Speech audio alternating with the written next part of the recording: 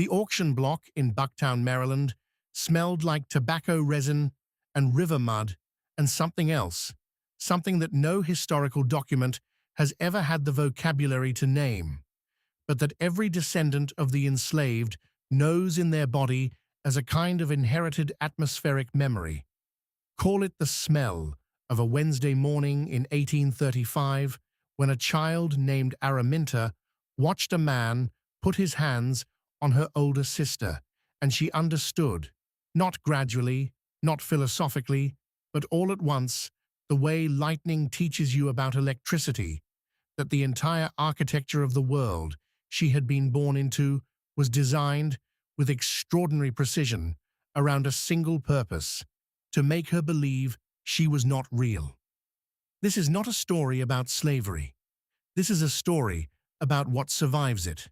Specifically, it is a story about a genetic sequence, a strand of mitochondrial DNA so ancient it predates the concept of nations, predates the concept of race, predates the Atlantic Ocean as a boundary between human worlds, that traveled inside the body of one woman across an ocean, through 3 generations of bondage, and arrived, intact and furious and perfectly oriented, inside a woman who would use the North Star the way her ancestors used it before the ships came, before the names were taken, before the paper said she was property.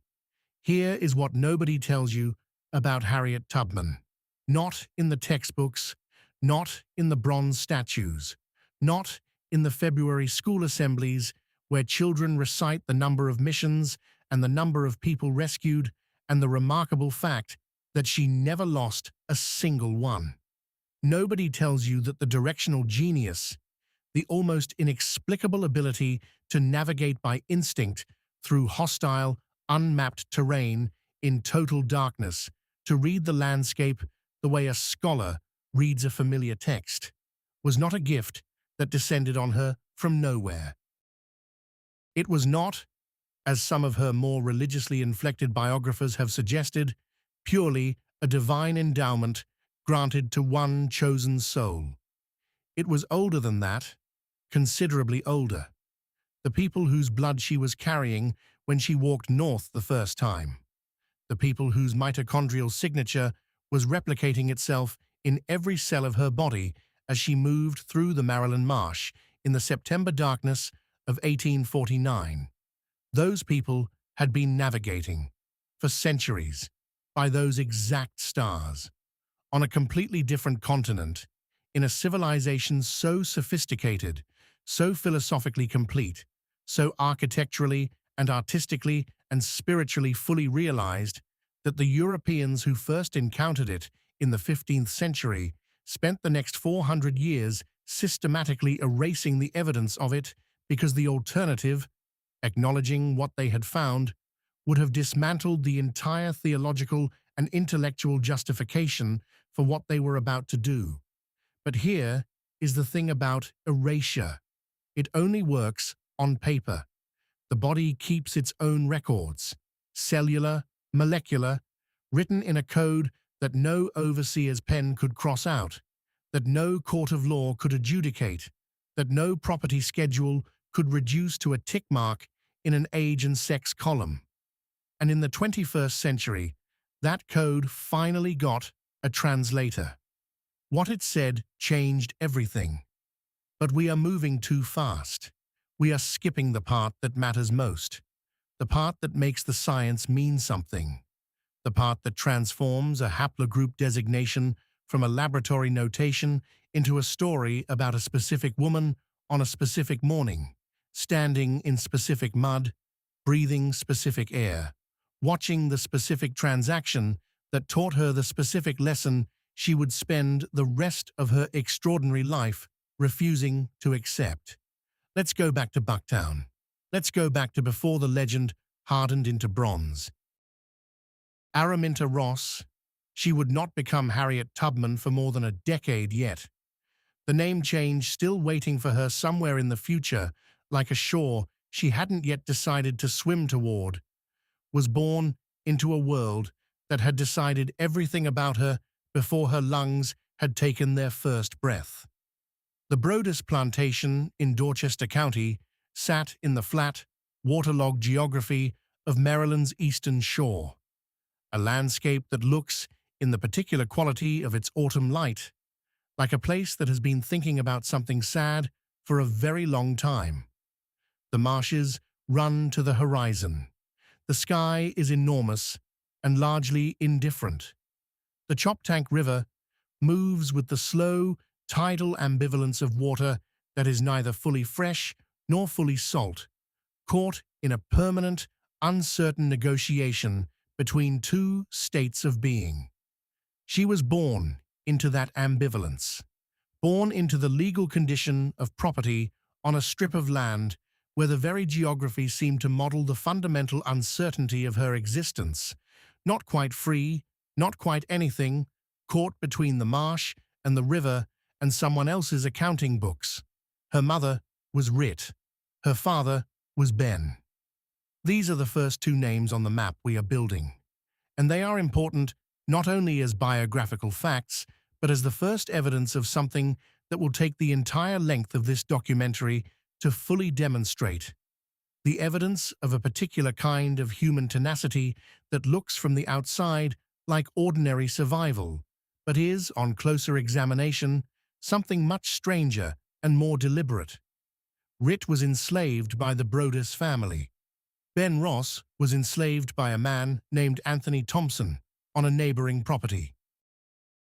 They were married, the word itself requiring quotation marks in this context, because the marriage of enslaved people had no legal standing in the state of Maryland, which means that what Rit and Ben had was not a marriage in any sense that the law would protect, but something more stubborn than law, a decision made daily to treat each other as the most important person in the world, in a world that insisted they were not persons at all. Ben Ross was eventually manumitted, freed, given his legal personhood by Anthony Thompson, likely in accordance with a provision in Thompson's will, sometime in the 1840s. He went to work as a timber inspector in the forests of the Eastern Shore, estimating the value of trees for the lumber industry, reading the landscape for what it could yield. His daughter was watching. She was watching how he walked through the forest, how he stopped at a tree and put his hand on the bark and knew, without measurement, approximately how many board feet of lumber were inside, how he looked at the canopy and understood the direction of the wind, how he was, in the specific labor of his freedom, a man who navigated by the natural world with the confident fluency of someone who had been taught this skill, not by any American institution, but by something older than any institution on this continent. Where had Ben Ross learned to read a forest like that? The question doesn't appear in any of his surviving records. The timber inspection logs note the measurements. They do not note the epistemology. But genetics is interested in exactly that question, because Ben Ross's father, Harriet's paternal grandfather, is a figure even more obscured by the archive than most. The paper trail runs cold within one generation. What survives is a name, and even the name is uncertain.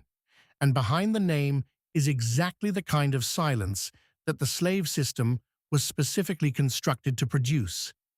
A silence that feels, when you press your ear against it in the archive, less like the absence of information and more like the presence of something that was very deliberately not written down.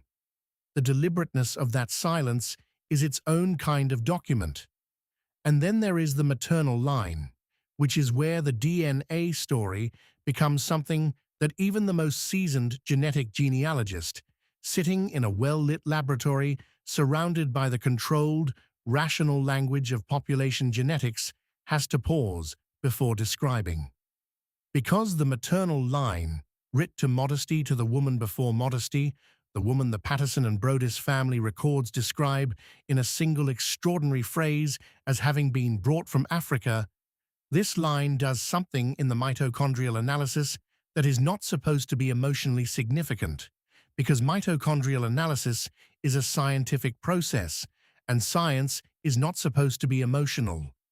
It points home with the specificity of a compass needle, not home to the generic continental Africa of the middle school textbook, not home to the undifferentiated ancestral mass that American culture has spent 300 years encouraging Black Americans to accept as the totality of their origin story, home to a specific geography, a specific people, a specific civilization with a specific name and a specific philosophical tradition and a specific understanding of what a human being is, what they owe to their ancestors, what they owe to their children, and what, under absolutely no circumstances, regardless of the cost, they are permitted to surrender.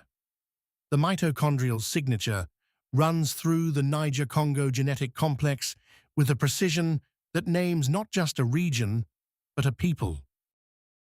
And the people it names had a word. They had many words, actually, a complete and ancient and grammatically intricate language full of words. But one word in particular, when you understand what it meant in its original cultural context, when you understand the civilization that produced it and the philosophical tradition it encoded, becomes almost unbearable to read in the context of Harriet Tubman's life. The word is chi. In the Igbo cosmological system, and the mitochondrial evidence connecting Harriet Tubman's maternal lineage to the Igbo people of southeastern Nigeria is among the most striking findings in the genetic genealogy of any figure in African American historical record. The chi is the personal spirit, the individualized fragment of divine intelligence that accompanies every human being from birth, that is uniquely theirs, that cannot be transferred, cannot be sold, cannot be owned by any external authority. The chi is, in the Igbo understanding, the part of you that God made specifically and cannot be unmade. You can take a person's name, you can take their language, you can take their family and their freedom and their continent and their century. You can put them on a ship and cross the Atlantic and put them on an auction block and put a price on them that appears in a county record next to the price of a mule. But you cannot, in the Igbo understanding of the human person, touch the chi. It is not reachable by any instrument of human cruelty. Harriet Tubman would not have known that word.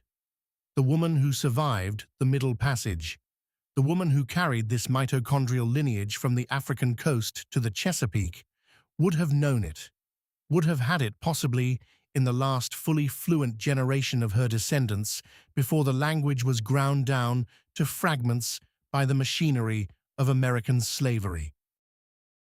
But Harriet Tubman, born Araminta Ross, in the tobacco-scented mud of Dorchester County, Maryland, in approximately 1822, knew the concept. She knew it the way the body knows a language it learned before it knew it was learning. She knew it the morning she put her body in the way of that lead weight, the morning the overseer threw it at another enslaved person and it hit her instead, cracking her skull, sending her into the first of what would become a lifetime of involuntary descents into vision and darkness. She knew it then, because the thing that did not break, the thing that the 2-pound weight did not and could not reach, was the same thing that the Igbo had been naming for centuries before the ship came. The injury was severe. The headaches were lifelong. The narcoleptic episodes would drop her, mid-sentence, mid-step, mid-thought, for the rest of her life, dropping her into a dream space that she experienced as communication with the divine, that she described in the evangelical Christian language available to her, that she called visions from God. Her enslavers called it a defect, a liability, a depreciation in the market value of a piece of property. The Brodes family tried to sell her multiple times in the years following the injury and could not find a buyer. She was, in the cold arithmetic of the slave market, damaged goods. The seizures were unpredictable. You could not guarantee the productivity of a laborer who might simply fall asleep at any moment, who moved through the world with what the buyers perceived as an unsettling vacancy, an elsewhereness, a quality of attention that was not entirely located in the present moment. What they were seeing and misreading as a defect was a woman who had learned to live in two places at once. Here is the chronology that matters. Edward Brodess died in March of 1849. His death created the immediate conditions for what everyone in Harriet's world understood was coming: the dispersal of his estate, which meant the sale of his enslaved people to cover his debts. Harriet's two sisters had already been sold south, into the deeper south, into the cotton and sugar territories from which return was virtually impossible. The Brodess estate's financial situation was clear enough that anyone who had been paying attention, and Harriet had been paying attention with an intensity that her enslavers consistently underestimated because they were unable to distinguish between quiet and empty, understood that the window for escape was closing. She asked her husband John Tubman to come with her. He refused. He was a free black man, born free, and he told her he would report her to the authorities if she tried to leave. This fact, routinely softened in popular accounts of Harriet Tubman's biography, frequently omitted entirely from the school textbook version, tells you something essential about the moral complexity of freedom in antebellum Maryland. John Tubman's freedom was contingent, fragile, dependent on his visible compliance with a system that he may have found repugnant, but that he had calculated, with the cold pragmatism of a man who understood the stakes, was survivable. He had a life. He had a legal status. He was not willing to risk it for the uncertain, dangerous, statistically improbable proposition that his wife was offering. She left without him. She left on a Saturday night because she had noticed that the slave-catching infrastructure of Dorchester County did not operate efficiently on Sundays. She had noticed the pattern. She had been noticing patterns her entire life. The pattern of the seasons, the pattern of the tides on the chop tank, the pattern of her enslaver's attention and inattention, the pattern of the stars above the marsh. She had been building, in the unmeasured space between assigned tasks, an internal map of the world that was more detailed and more accurate than anything her enslavers knew she possessed. She traveled north by a combination of the star she called the Drinking Gourd, the Big Dipper, the Pointer Stars, of which indicate Polaris, the North Star, and a network of contacts that historians have spent generations arguing about, whose full extent remains genuinely unknown, whose participants chose not to document their involvement for the excellent reason that documentation would have gotten them killed. She arrived in Pennsylvania in the fall of 1849 and experienced what she later described as the sensation of crossing a line. Not a geographical line, not a legal boundary, but something more fundamental than either. Something that her descendants, who have been interviewed about her legacy, consistently describe as the feeling she was moving toward from the moment she was born. She stood in the free air for approximately 48 hours before she turned around and went back. Not because she failed to understand what she had achieved, not because she was confused about the value of the freedom she had just reached. She turned around because she understood, with the matrilineal clarity of a woman whose deepest cultural inheritance told her that self and community were not separable categories, that a freedom you arrived at alone, leaving your people behind in the dark, was not yet the full thing. She went back 13 times. She brought out approximately 70 people on those 13 missions, in groups ranging from single individuals to parties of 11 and 12. She used the same stars each time. She moved through the same landscape. She developed, across those missions, a methodology so effective and so carefully designed that the people who were trying to catch her, and they were trying with increasing organization and increasing desperation, because the symbolic weight of what she was doing was as threatening to the slave system as the practical losses, could never quite get ahead of her. She was always already gone by the time they arrived. The reward notices that appeared in Maryland newspapers in the 1850s are worth reading, not for what they say about her, but for what they reveal about the men who wrote them. The language is instructive. She is described as having a somnolent appearance, a tendency towards stupor, an expression that is dull or vacant. The injury to her head is noted, as are the seizures. The physical description is a document of how thoroughly the slaveholding imagination had misread the instrument it was trying to recover. They were looking for a damaged woman, a diminished woman, a woman whose value had depreciated. They were looking in the wrong category entirely. The woman they were looking for was not diminished. She was operating on a frequency they didn't have the equipment to receive. She was moving through a landscape that she understood at a level of resolution they couldn't access. She was, to borrow the language of her Igbo ancestral tradition, acting entirely in accordance with her chi, the personal divine intelligence that no external authority can own or intercept or cancel. The bounty on her head eventually reached $40,000 in some accounts. She was never caught. But this is the part of the story that everyone knows, or thinks they know, or has assembled from the monument and the textbook and the commemorative stamp and the face that now appears on a currency note that was, for a significant portion of American history, printed in a country that considered her property.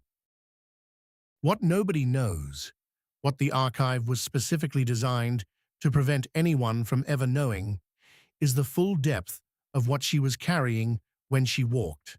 Not the pistol, not the information about safe houses, not the coded spiritual geography of the sorrow songs that mapped the escape routes in the language of hymn. The thing she was carrying that the archive couldn't touch, the thing that predated the archive by millennia, the thing that crossed the Atlantic in the body of a woman whose name was taken and replaced with a virtue, whose language was taken and replaced with the language of her captors, whose clan identity and matrilineal network and cosmological framework were systematically dismantled across 3 generations, and still survived. The DNA, the mitochondrial sequence that genetic genealogists found in Harriet Tubman's maternal lineage, does not have a dramatic laboratory moment. There is no single morning when a scientist looked at a result and gasped. There is only the slow accumulation of data points that began pointing, with increasing confidence, toward the Igbo people of southeastern Nigeria, toward a civilization that had a word for the indestructible part of a human soul, that had built cities while Europe was still negotiating the concept of statehood, that had walked into the Atlantic at Dunbar Creek singing rather than kneel. The woman who was brought from Africa, Modesty's mother, Harriet's great-great-grandmother, the woman with no name in any American record, carried that lineage across the water. Harriet carried it north. And here, finally, is the answer to the question this story has been holding in its hands since the first sentence. How does a woman denied everything still know exactly where she is going? Because the people who made her never needed a document to know who they were. The chi does not require permission. It simply moves.